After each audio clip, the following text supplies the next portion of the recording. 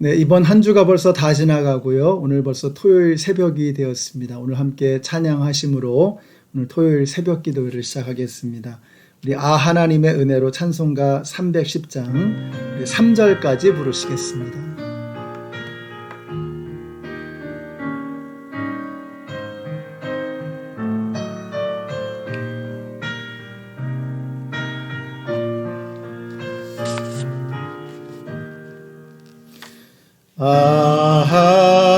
하나님의 은혜로 있을 데 없는 자 왜 구속하여 주는지 난 알 수 없도다. 내가 믿고 또 의지함은 내 모든 형편 아시는 주님 늘 보호해 주실 것을 나는 확실히 아네. 내게 후생 믿음과 또 복음 주셔서 내 맘이 항상 편한지 난 알 수 없도다. 내가 믿고 또 의지함은 내 모든 형편 아시는 주님 늘 보호해 주실 것을 확실히 아네. 왜 내게 성령 주셔서 내 마음 감동해 주 예수 믿게 하는지 난 알 수 없도다.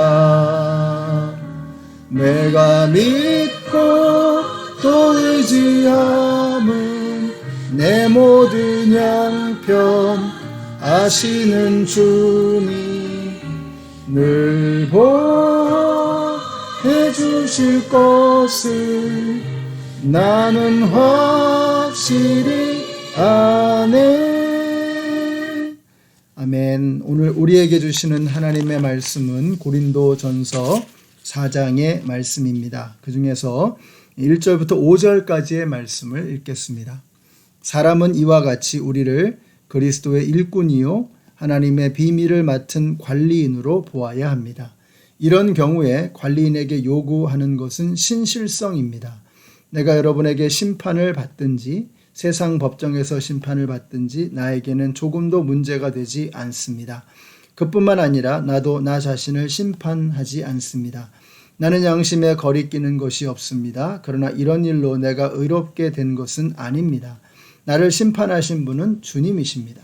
그러므로 여러분은 주님께서 오실 때까지는 아무것도 미리 심판하지 마십시오.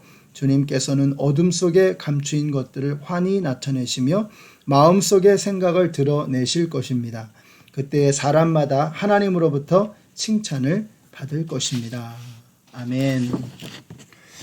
네, 고린도전서 4장의 말씀입니다. 사도 바울은 그리스도의 일꾼이요 하나님의 비밀을 맡은 관리인이라고 스스로를 살피고 있습니다. 자, 이 말은 그리스도의 일꾼이다라고 하는 이 말 자체가 곧 하나님의 비밀을 맡은 사람이라고 하는 그런 뜻이기도 합니다.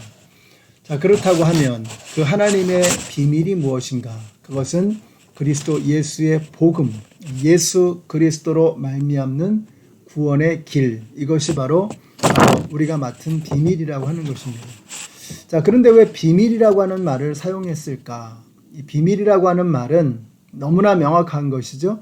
우리 아는 사람들, 그 비밀을 알고 있는 사람들에게는 너무나도 선명한 것입니다.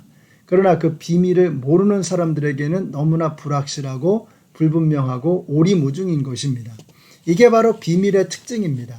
비밀 안에 있는 사람에게는 비밀이 너무나 확실한 것이고 비밀 바깥에 있는 사람에게는 그 비밀이 도대체 알 수 없는 오리무중이라고 하는 것입니다.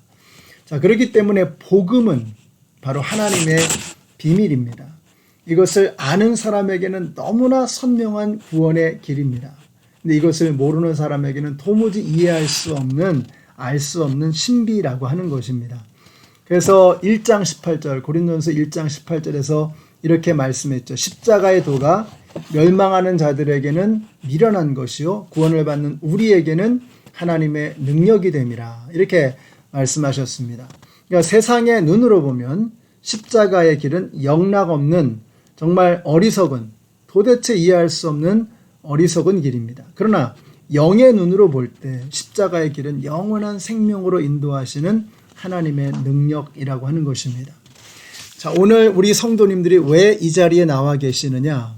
저와 여러분이 이 비밀을 알고 있기 때문입니다. 우리가 그 비밀 안으로 들어왔기 때문에 우리에게는 이게 너무 확실한 거예요. 그래서 바로 여러분이 거기 앉아 계시고 제가 여기 있는 것입니다. 우리 사랑하는 성도님들이 우리가 오늘 그리스도의 비밀을 맡은 자, 복음을 알고 있는 자로서 오늘 하루를 기쁨과 감사함으로 살아가게 되시기를 바랍니다. 우리가 세상의 지식은 몰라도 살아가는데 큰 어려움이 없습니다. 그런데 하나님 나라의 지식, 이 비밀을 알지 못하면 우리는 영원한 멸망으로 떨어질 수밖에 없다라는 것이죠. 그런 의미에서 저와 여러분이 이 비밀을 알고 있다는 것이 얼마나 위대하고 놀라운 하나님의 축복인가 하는 것을 우리가 알아야 하는 것입니다. 자, 그러면 이 비밀을 맡은 자들, 이 관리인들에게 요구되어지는 덕목이 뭐냐? 그것은 신실함입니다. 옛날 번역에는 충성이라고 번역을 했습니다. 자, 만일 대통령의 특사에게 어떤 일을 맡겼다고 한다 그러면 그 특사에게 요구되어지는 덕목은 무엇입니까? 그 사람이 잘생겼든 못생겼든 아는 게 많든 적든 잘났든 못났든 이런 건 중요한 게 아닙니다. 그 특사에게 요구되어지는 한 가지 덕목은 뭐예요? 특사에게 맡겨져 있는 그 사명에 대해서 그가 신실한 것입니다. 그가 충성스러운 것입니다. 그래서 그 일을 어김없이 잘 해낼 수 있다면 그는 훌륭한 특사가 되는 것이죠. 근데 겉모양이 아무리 훌륭하고 대단한 스펙을 가지고 있고 그런데 맡겨진 일은 제대로 못한다. 아무 소용이 없는 것입니다.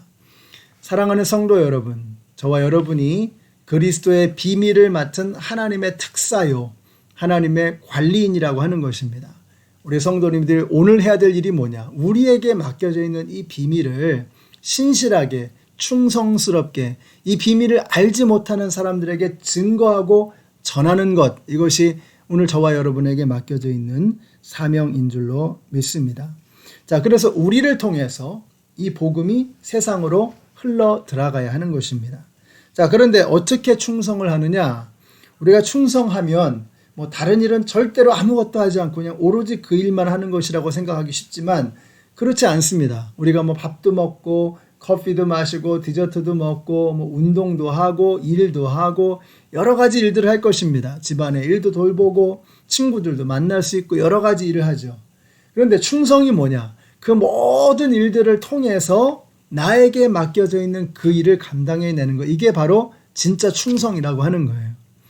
우리 연합장로교회 성도님들이 오늘 무엇을 하든지 간에 어디에 있든지 간에 여러분에게 맡겨져 있는 그 사명을 충성스럽게 감당해 내시는 저와 여러분이 되시기를 바랍니다. 고린도전서 10장 31절에서 이렇게 말씀하시죠. 우리가 무엇을 먹든지 무엇을 마시든지 다 하나님의 영광을 위하여 하여야 한다. 이렇게 말씀하고 있어요. 뭘 먹든지 괜찮습니다. 여러분 좋은 거 드시는데 여러분이 오늘 뭘 드시든 상관없어요. 무엇을 마시든지 여러분 좋은 거 드셔야죠. 좋은 거 마셔야죠. 자, 그런데 중요한 게 뭐냐면 그걸 다 하나님의 영광을 위해서 하라는 거예요. 다시 말하면 여러분이 먹고 마시는 것을 통해서 힘을 얻으시고 그 힘으로 하나님의 영광을 드러내는 삶을 살아야 하는 것입니다. 뿐만 아니라 내가 무엇을 먹어야 덕이 될 것이냐, 무엇을 마시면 덕이 안 될 것이냐, 이것도 알아야죠. 그래서 먹을 것과 마실 것을 가려서 먹고 마시는 이것도 굉장히 중요합니다. 우리의 생활, 우리의 먹고 마시는 생활, 우리가 살아가는 삶의 모습, 이것이 굉장히 중요한 것이죠. 그걸 통해서 어떻게 해요? 하나님의 영광을 드러내야 한다라고 말씀하고 있는 것입니다. 자, 오늘 15절의 말씀을 한번 보실까요?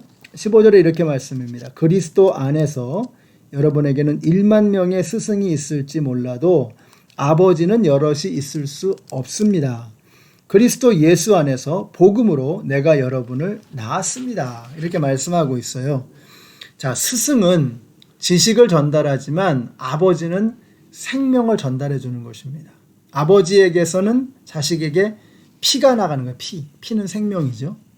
그러니까 스승은 지식을 전달하지만 아버지는 생명을 전달하는 거예요. 주님께서는 저와 여러분이 그냥 가르쳐주고 알려주는 것으로 끝나는 스승으로 끝나는 것이 아니라 생명을 전달해주는 아버지가 되기를 원하시는 거예요. 우리가 복음을 전할 때 어떤 태도로 해야 되느냐? 뭘 가르쳐주겠다. 내가 한 수 일러줄게. 네가 모르는 것을 가르쳐줄게 하는 이러한 자세 가지고는 복음이 흘러갈 수가 없어요. 그럼 어떻게 해야 되느냐? 바울이 고백했던 것처럼 아버지가 되어야 합니다. 아버지는 묵묵히 말없이 자식을 위해서 자기를 희생하고 자신의 살점을 깎아내는 것입니다. 여러분, 그것을 통해서만 예수 그리스도의 복음은 흘러갈 수 있는 것입니다. 더더군다나 요즘에 노방전도 잘 안 되거든요. 제가 처음에 목회를 시작했을 때는 노방전도를 열심히 했습니다. 근데 요즘에 노방전도 잘 안 됩니다. 그냥 길거리에서 아무도 모르는 사람 그냥 가가지고 복음 전한다고 해서 이게 복음이 전해지는 게 아닙니다. 선교지에서는 다르죠. 그러나 미국에서 한국에서 노방전도가 참 어렵습니다. 왜냐하면 예수를 몰라서 못 믿는 게 아니에요. 지금은 예수라는 걸 많이 들어봤고 우리 예수 믿는 사람들이 무엇을 원하는지 그들이 알고 있습니다. 그러니까 그들이 예수라는 이름을 몰라서 예수 안 믿는 게 아니에요. 예수 믿는 사람들이 싫어서 안 믿는 겁니다. 예수 믿는 사람들이 본의 안 돼서 안 믿는 거예요. 우리가 어떻게 복음을 전할 수 있느냐? 우리의 삶이 달라져야 한다는 거예요.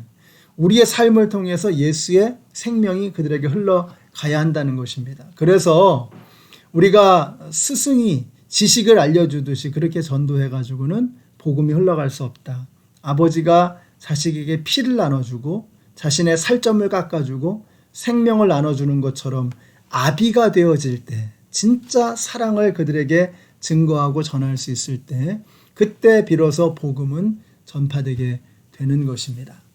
우리가 우리 교회에서 목장을 하잖아요. 자, 요즘에 이렇게 보니까 슬슬 목장이 이제 이렇게 달아오르기 시작하고 있는 것 같습니다. 이 목장, 저 목장 열심히 이제 모임을 본격적으로 가지려고 기지개를 켜고 있는 듯한 그런 느낌을 받습니다. 목장이 왜 중요하느냐? 여러분이 누군가의 사랑에 의해서 예수님 믿은 거 아닙니까? 우리는 복음에 빚진 자들입니다. 저나 여러분이나 누군가의 사랑을 통해서 우리가 복음을 들은 거예요. 우리가 이렇게 사랑의 빚을 진 거예요. 그 사랑의 빚을 어떻게 갚을 것이냐? 우리가 누군가에게 복음을 전해야죠. 그 복음을 전할 수 있는 가장 좋은 자리가 저는 목장이라고 생각해요. 그보다 더 좋을 수 없다. 그래서 서로 마음을 털어놓고 함께 교제하고 친교하고 삶을 나누는 동안 자연스럽게 그리스도인됨을 보여주고 성도로서의 사랑을 나눠주게 될 때 복음이 흘러가게 되는 것입니다. 우리 사랑하는 연합장로교회 성도 여러분, 스승이 아니라 아비가 되어줘서 살점을 떼어주고 피를 나눠주고 생명을 나눠주는 그러한 삶의 모습으로 예수 그리스도의 복음을 증거하시는 우리 모두가 되시기를 예수님의 이름으로 축원합니다. 기도하겠습니다. 하나님 감사합니다. 오늘 말씀을 통해서 저희들에게 스승이 되는 것이 아니라 아비가 되라고 하신 말씀을 기억합니다. 저희들 아버지가 우리에게 생명과 사랑을 나눠주었던 것처럼 우리도 우리의 살점을 떼어주고 우리의 피를 나눠주는 생명의 나눔을 통해서 예수 그리스도의 복음을 증거하는 저희들 모두가 되게 하여 주시옵소서. 예수님의 이름으로 기도드렸습니다. 아멘. 네, 사랑하는 성도 여러분, 오늘도 가르치려고 하는 것이 아니라 생명을 나눠주심으로 복음을 전하는 오늘 하루가 되시기를 축복합니다.